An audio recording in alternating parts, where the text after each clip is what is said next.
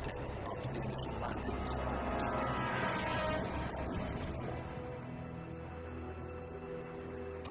lying 10 miles from the coast, was supposed to be taken on this first day, but it proved to be 10 miles too far for the troops of the British 2nd Army and 3rd Canadian Division, whose task it was to take the town. The British started out too late from the landing beaches in the afternoon, and even more crucially, they had to leave their tanks behind. The British armour was jammed up in the mass of vehicles that were crowding the invasion beaches. This, though, was only the start of the difficulties. When, at last, the tanks managed to move inland, they found that the Normandy countryside seemed to be conspiring against them. The bocage, or box country, close to Caen, certainly lived up to its name, with its checkerboard of small fields surrounded by hedgerows and narrow, twisting lanes. The Allied troops had been trained for fast, mobile warfare, but now found themselves embroiled in obstructive terrain, which slowed their progress to a crawl. Worse still, the delay had allowed the bulk of the German army to move into place and block the way to Caen. From there, the Germans proceeded to weather the Russia's defense that startled the Allies. It seemed impossible that the Germans could resist in such strength and with such vigor at this late stage of the war.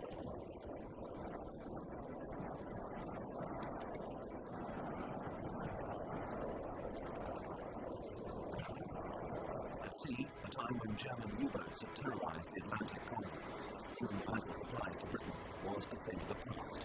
By 1943, the Predators had become vastly improved convoy defences. At home, German war industries had been heavily bombed, and their capacity so severely reduced that production could no longer keep pace with the losses suffered on the fighting fronts. The much vaunted Luftwaffe, which roamed the skies of continental Europe virtually unchallenged early on in the war, had become a parody of its former glory. After the Battle of Britain in 1940, when it failed to form the RAF, the first modern air force of the country, the Luftwaffe was the same again. In Russia, the war only successful, but too much Luftwaffe strength was later bled away in combat with the improving Russian air force. By the eve of the Normandy landings, a mere 400 aircraft were all the Luftwaffe could bring to the battle, against 30 times that number of Allied fighters and bombers. Also, Allied bombing of airfields and installations, as well as losses in the air, saw to it that the Luftwaffe was effectively neutralized. After the occasional Luftwaffe squadron of 50 aircraft or so made its appearance in the skies over Normandy, it was the Allies who held the advantage that most mattered: total command of the air. Jawohl! The year 1943 had already prefigured the ultimate fate of the German war effort. The surrender of General Carlos and his decimated 6th Army at Stalingrad had been a crippling psychological as well as military blow. Stalingrad proved to be the first step in an inexorable withdrawal that saw the Germans push out of Russia into Poland and over Germany's east. The prestigious effort suffered defeat in Normandy. There, Sicily. Next, they invaded Italy, which surrendered at once and went over to the Allied side.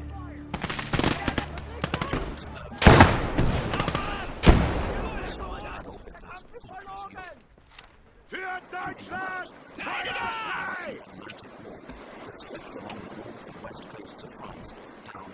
Wissen Sie, was hier fehlt, Herr Feldwebel? Beschissene Deckung! An Allied campaign of deception suggesting invasion sites in Norway, east of Calais, and elsewhere in France, had left the Germans so thoroughly confused that they did not know for certain where to expect the attack, and the Allied invasion off the Normandy coast. Once the Allies managed to get ashore and started moving off the beaches, the importance of the focus. Southwest of Norway, Caen was a modern centre and a vital linchpin of the German defences and a crucial target for the Allies. The only town among the myriad villages in this part of France, Caen dominated the undulating plains Alles klar, Männer! Folgt mir! Das ist kein guter Platz zum Warten! and the vital railway centre. If they could hold as their chance to confront thrown back into the English Channel. And if the Allies could take command, France and eastwards into Nazi Germany itself, Das Geschütz ist geladen und bereit. Bewegung! Sofort!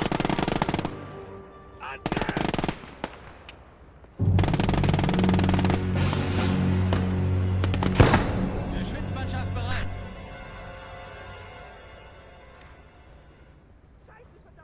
Already by the end of the day, Allied commanders in charge have been shown what a difficult task it would be. In theory, Ich brauch viel mehr Morphium! the two men in overall command, US General Stellung halten! Da sind sie! Schwer verwundet! and the British General Bernard Montgomery, Gnade nach! Die Panzerung drehen wieder auf den Beinen.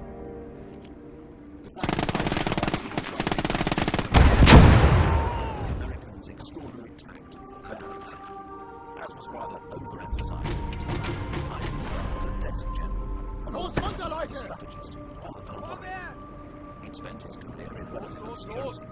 Yet in 1942, he was chosen out of 330 as the candidate best suited to place in overall command of the Allied invasion of Europe. Eisenhower was to need all his powers to verify, mediate, and persuade when it came to dealing with commerce. The British general was friendly, vague, insensitive,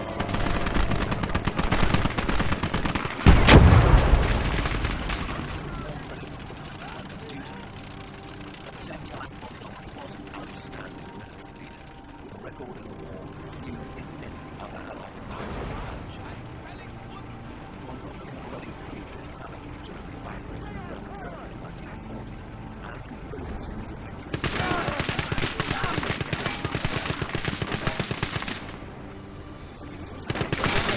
Und frierend. Ihr braucht schwerere Waffen! In September 1944,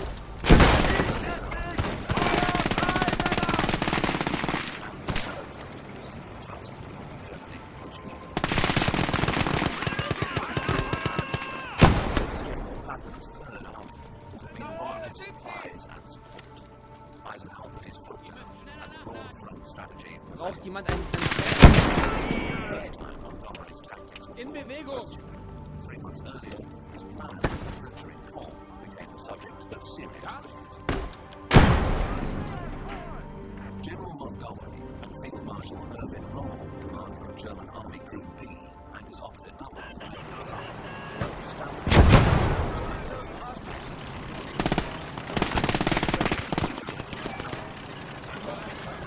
were innovation attracted the respect Feind im Anmarsch!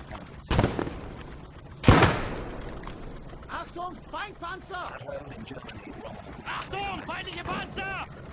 not only was he immensely liked, the dominance in the desert he enjoyed until late 1940. Panzer hier!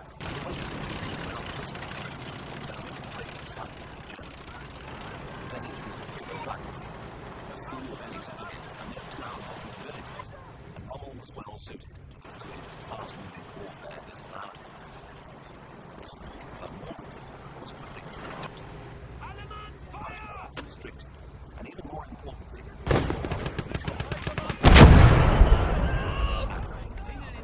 Angriff, Männer! Hitler had never been all that keen on the desert war. The main reason he allowed it to continue was Rommel's popularity and the enthusiasm for the war. Ja, Herr Kommandant! Rommel, however, had an invaluable trait Raum! Führer always suspected men of ambition. He was a military commander of currency.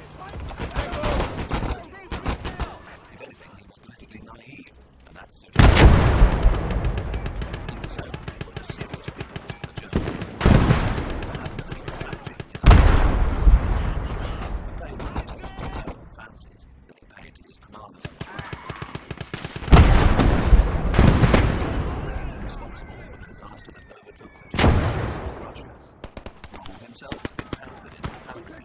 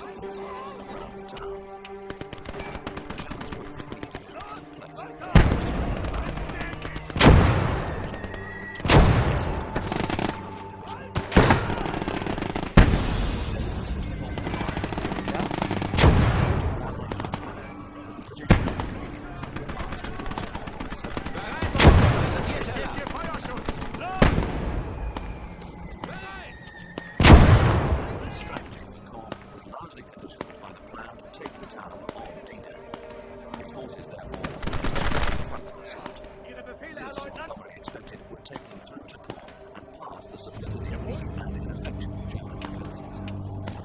Comrades sat round upwards as the German forces began to decimate his forces. This led to a speedy change of plan as opposed to and less costly. Lieutenant General Sir Miles Dempsey, US General Omar Bradley.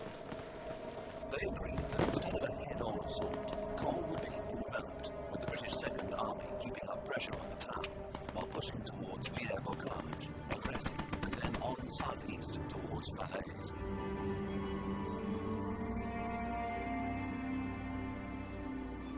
Pressurizing Caen in this fashion would also serve to divert German attention from American efforts to capture the important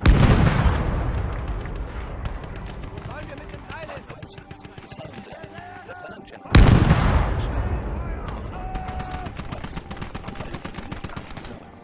a concerted push Allied forces after the plans ended by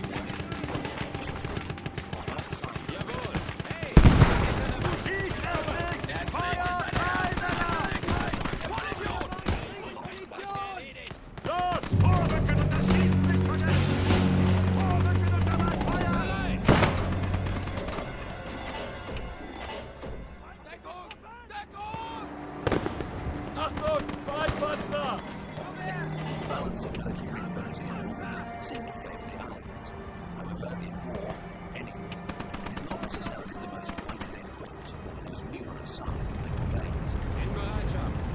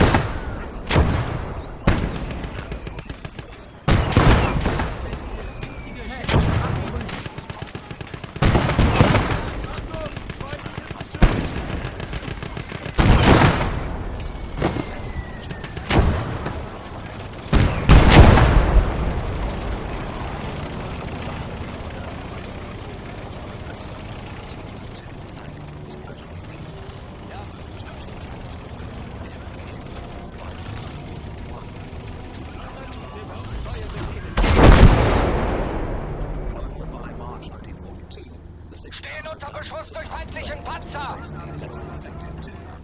Wir stehen unter Panzerbeschutz!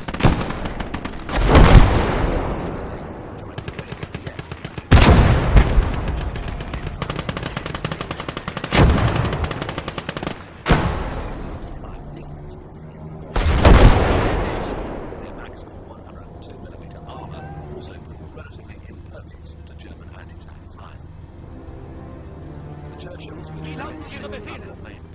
And two 7.92mm machine guns, somewhat of a slow side, with a maximum speed of just over 50 Jemand eine Runde Skat gefällig? Für den ist der Krieg vorbei.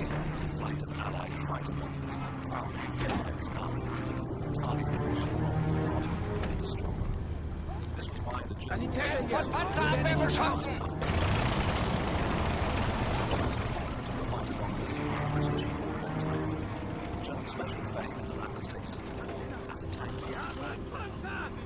The Typhoon started life as a fighter, but it tended to fall to their right speed and save an engine.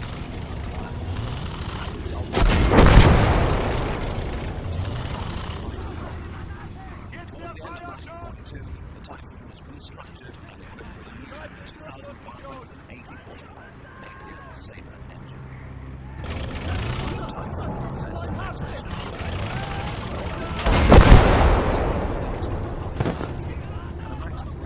Alles klar!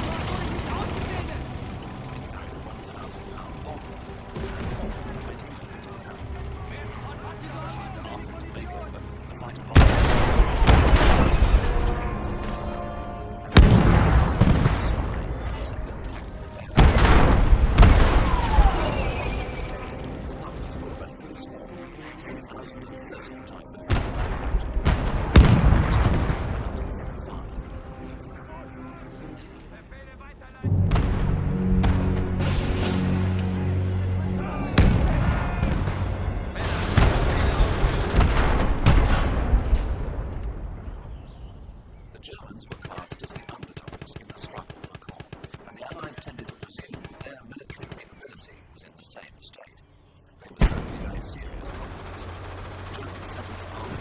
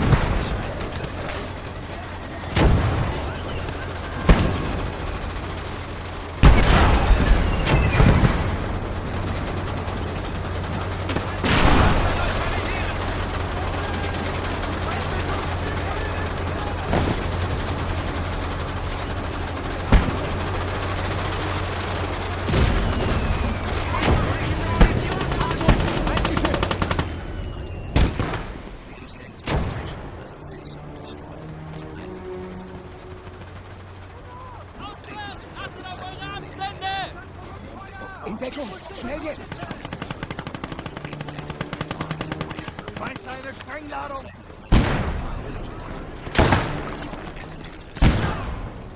Weitere Bewegung!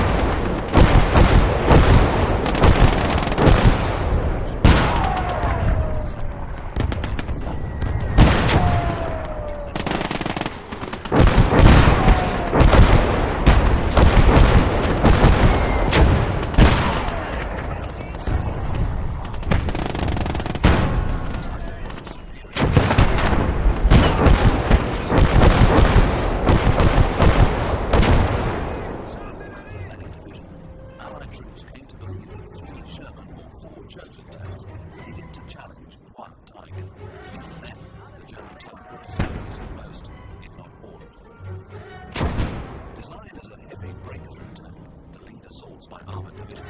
The tiny 10-blade FD-75 tank was powered by a single maximum speed 24.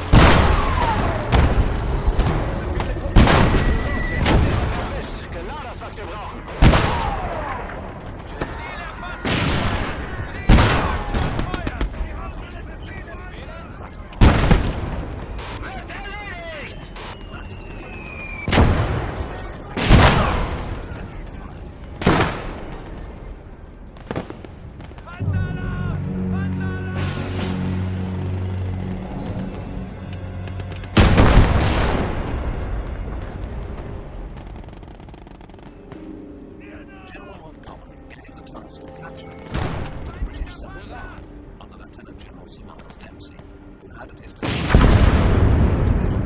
7 and the Canadian First Corps. The infantry divisions consisted of some 18,400 men, combined from different regiments, together with an artillery brigade.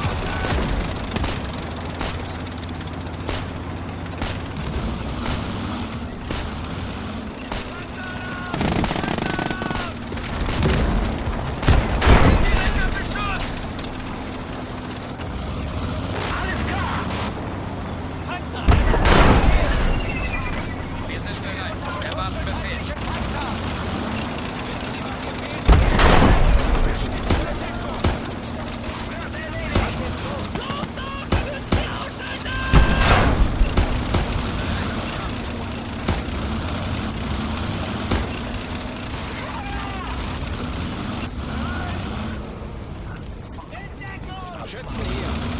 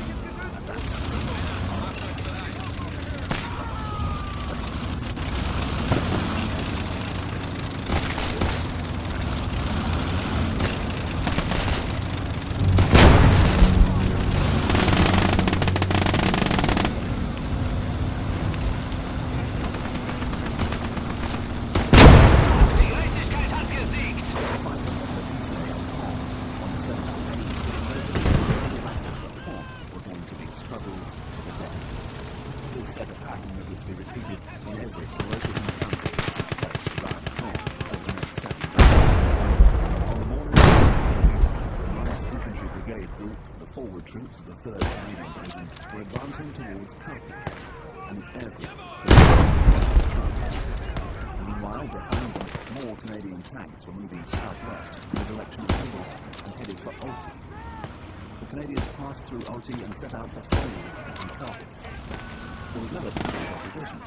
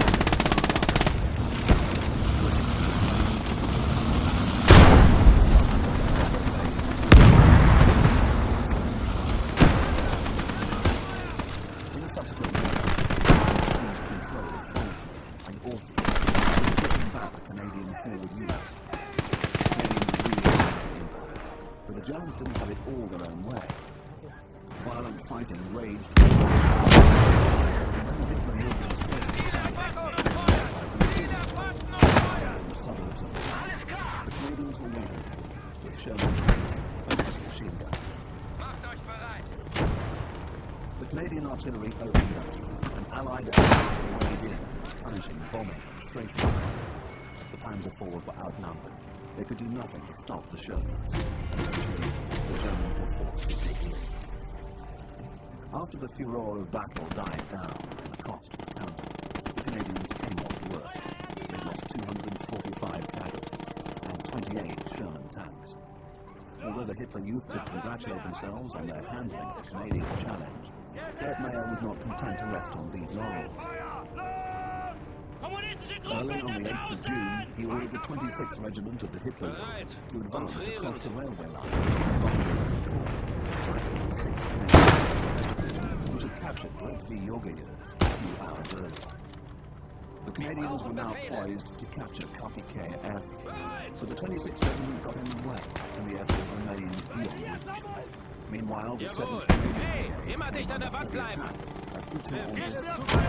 This prompted a speedy counterattack. Hier schießen die mir noch was weg! Tempo jetzt! Stärkt die Front! Canadian infantry and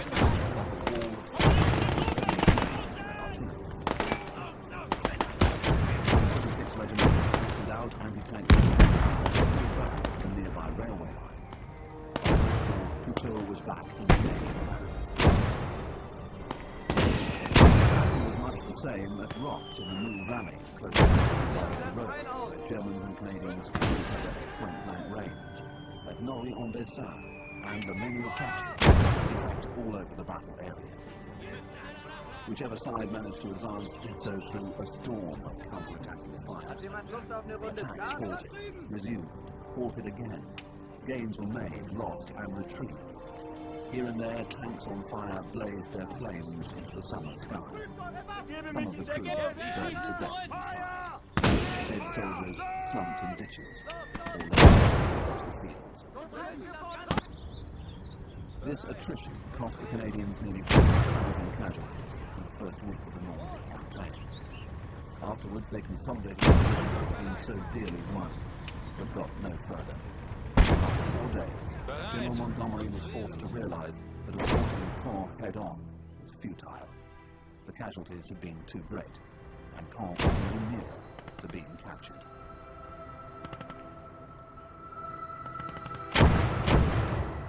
The solution would not be easy, especially when Montgomery's new plan for enveloping Caen, finalized on the 9th of June, coincided with a German offensive decided on the same day. These mutually opposing strategies, the 7th Army, the Desert Rats, moving out of Bayeux to take Villers-Bocage, was going to be opposed by the Panzer advancing from Villers-Bocage.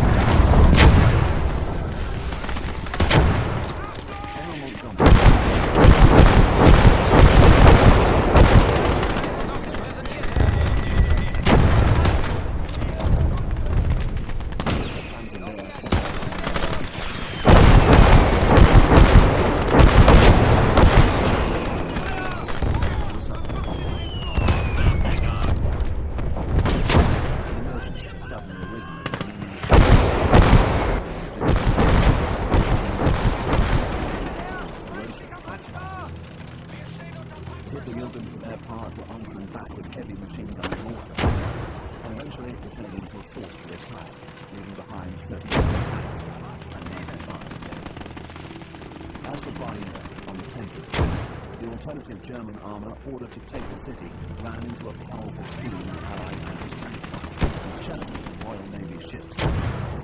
Bayeux remained in Allied hands. The Panzer Lehr were now ordered to defend TD-7 against the British 7th Armoured Division, which had advanced out of Bayeux. Toulouse-sur-Seulles, which was already in ruins by the time the Panzer Lehr arrived, lay in battle to take east of the front.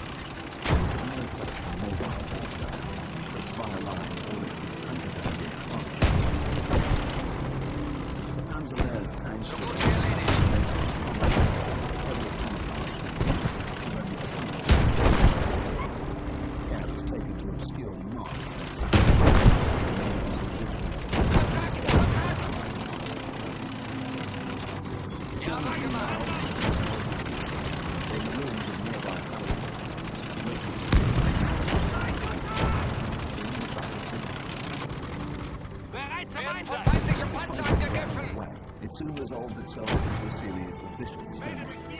German machine gun fire spanned. British anti-tank fire thundered the German position. Here and there, the sharp sound of a single shot.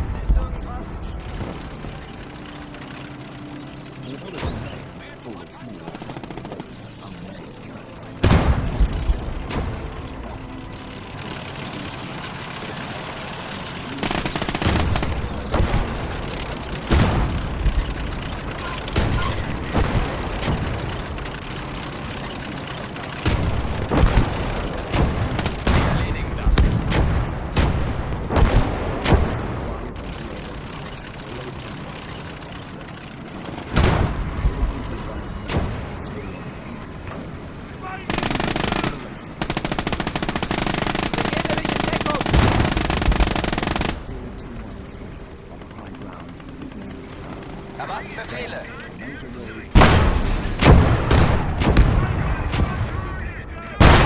Achtung! Feindliches Geschütz! Schnell in Deckung!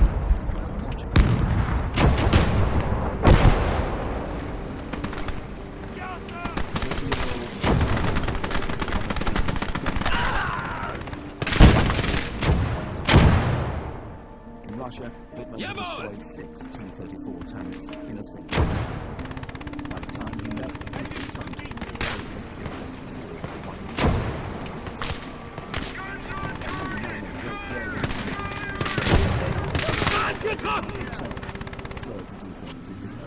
Jawohl! Hey, immer dicht an der Wand later bleiben! turret was too slow.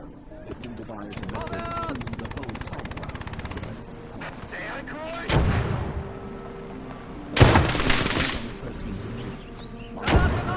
position on Hill 213, together with arriving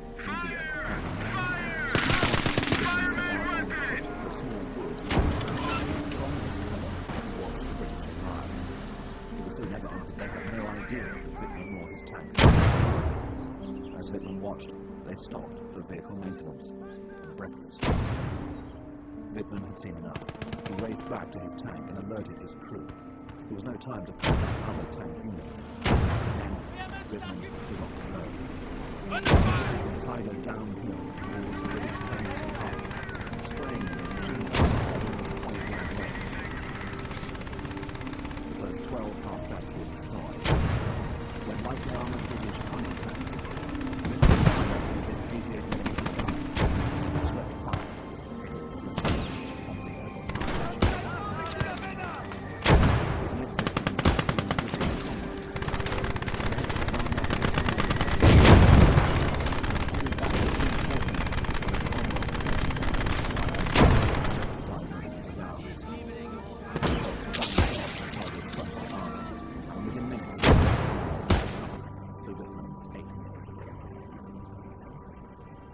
The same afternoon, Whitman was back with 2 more Tigers, a Panzer IV, and more Panzer IVs poised to fire and support. This time, Whitman destroyed an entire row of Cromwell and Sherman firearms, together with several grain. Ja, Kommandant, wir befolgen Ihre Befehle bis zu unserem letzten Atemzug.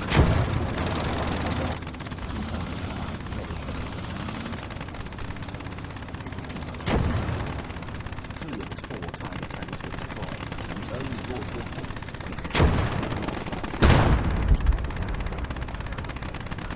Two more Tigers were destroyed by Jetzt haben wir sie! Aufschließen! They Konzentrieren! left behind them 25 British tanks, 14 shrapnel, and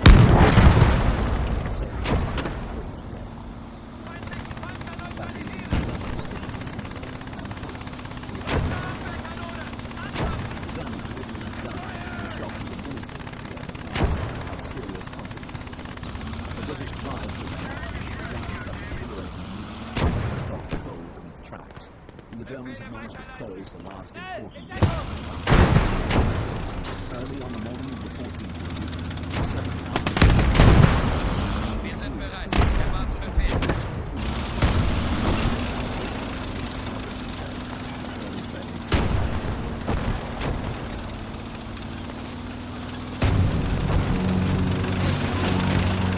Bereiten Sie euch auf die anstehende Aufgabe vor.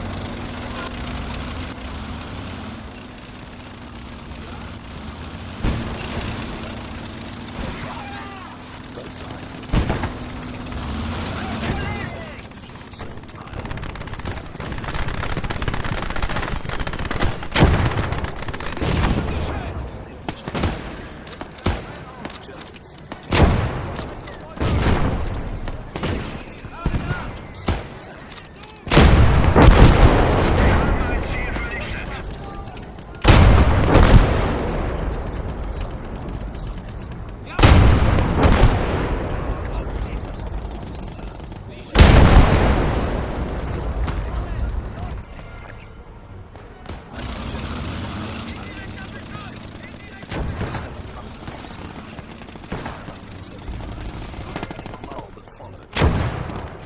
Die ganze Welt ist ein Arsch.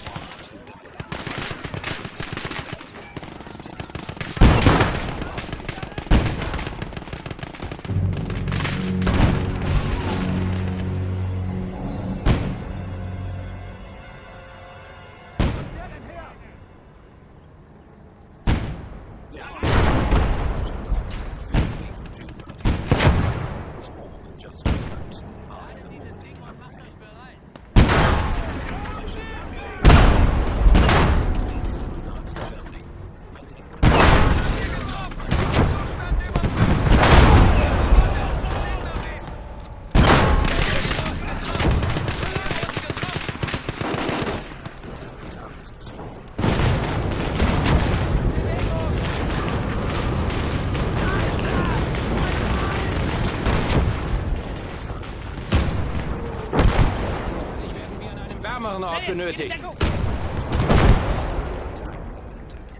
the German army. The events of the Second World War much how I expected to be diverted if the stars were maintained for long. By inference then, the capture of Caen was not only the linchpin of Allied success in Normandy, but of the war as a whole.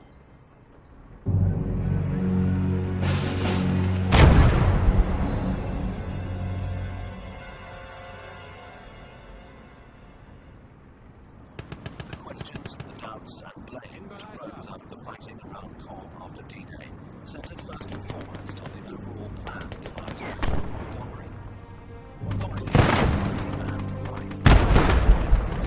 The workings of personal feelings do not fully explain why his plan had so much criticism.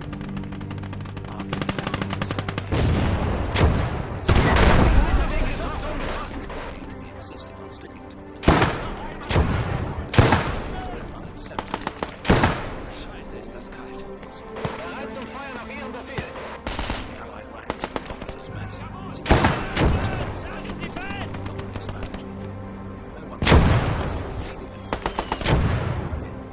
His plan for Caen was right, and was it being executed?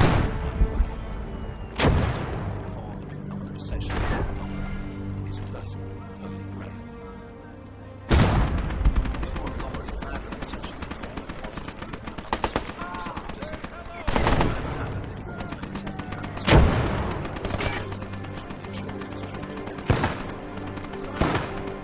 Montgomery maintained his determination 20 miles an hour. Winston Churchill, or his greatest admirer, Field Marshal Sir Alfred Pollock. Nevertheless, there were signs that to come down, General Montgomery was rackened by the disasters that overtook his troops in the early battles. It had arrived and insisted on his main purpose of divert German attention from the American Achtung, Männer! Feindlicher Panzer! Sucht euch Deckung!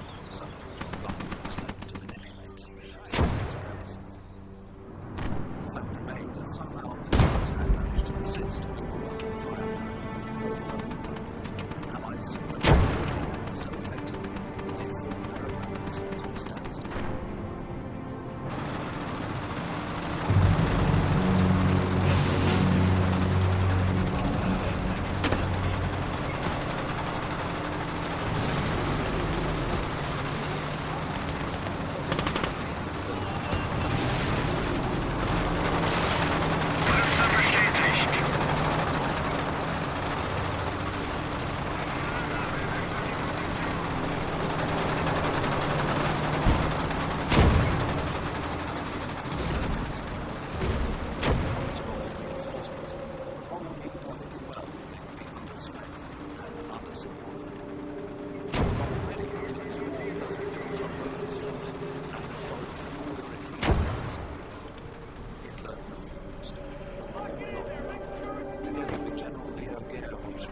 Bereit!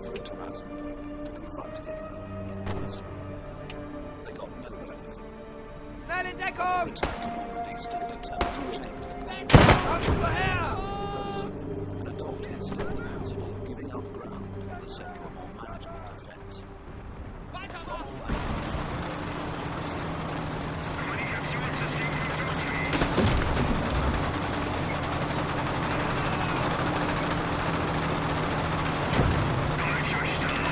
Schneller! Los! Feuerstoß!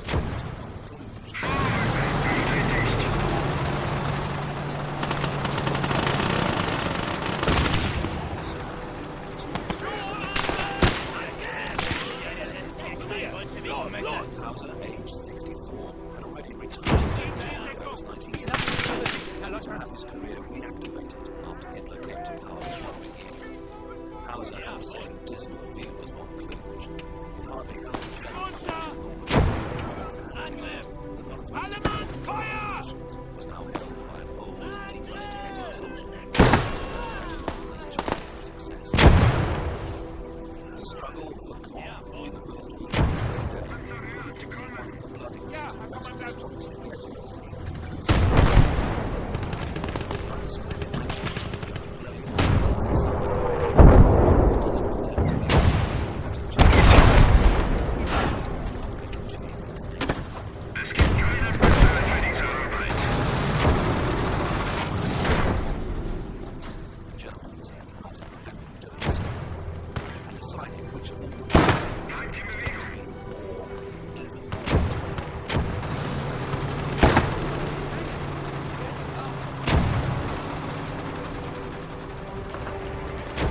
By the 13th of June, 1944, the British and Canadians aiming to capture the pivotal town of Caen had to face some very discomforting facts. After 7 days of some of the most ferocious and costly fighting of the Second World War, they had got precisely nowhere.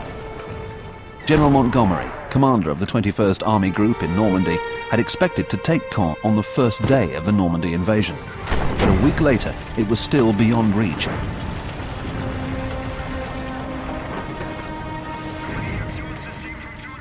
There had been thousands of casualties and huge losses of tanks and material. The struggle had raged over fields, woods, copses, and along the lanes and hedgerows of the Normandy bocage. The countryside was full of small villages: Rotte, Le Mesnil-Patry, Tilly-sur-Seulles, Villers-Bocage, each of them a miniature fortress, each of them a massive obstacle to Allied progress.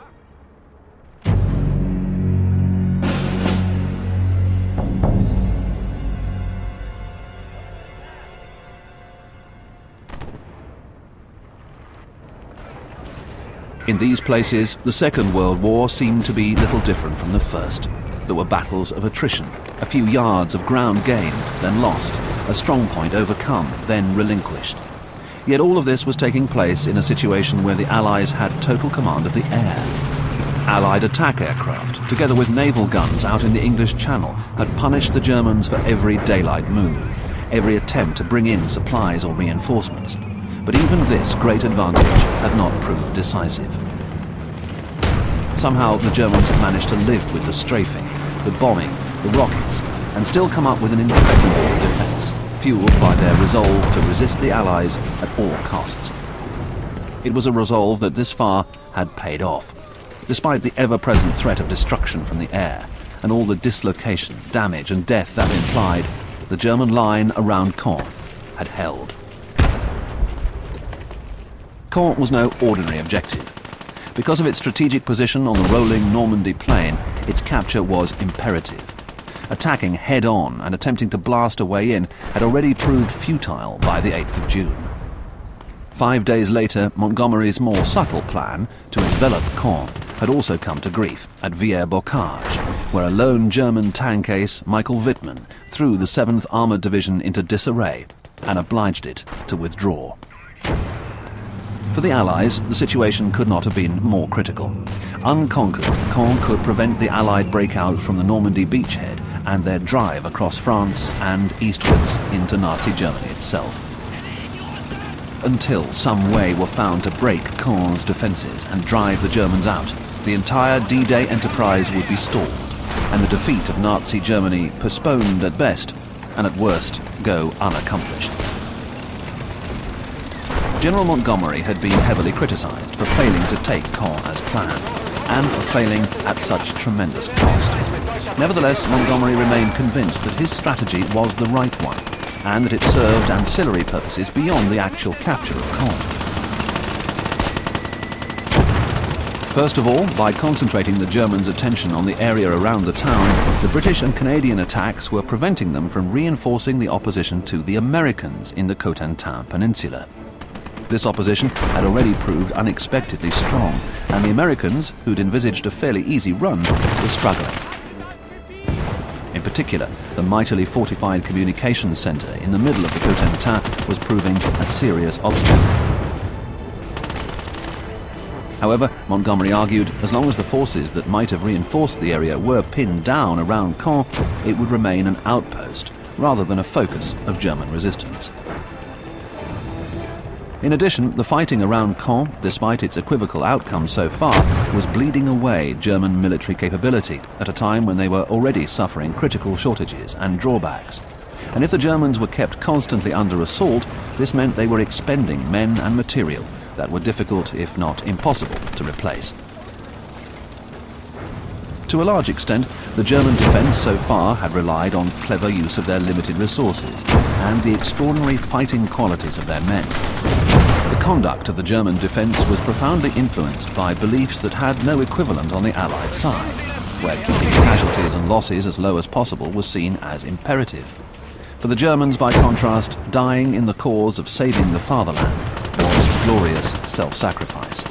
This gave the German resistance at Caen an element of fanaticism, and as the Allies had already discovered, the willingness of an enemy to die was a powerful weapon in its own right. But even this could not be enough in a situation where the Germans lacked everything else that made for effective warfare. They were short of available armour, fuel and supplies. Their ease of movement had been severely curtailed. Above all, they lacked their own air cover, now that the Allied air forces had decimated the once much vaunted Luftwaffe. Montgomery remained convinced that German success in foiling every attempt by the Allies to reach Caen was deceptive, and that pressurizing Caen by means of envelopment would ultimately crack their resistance.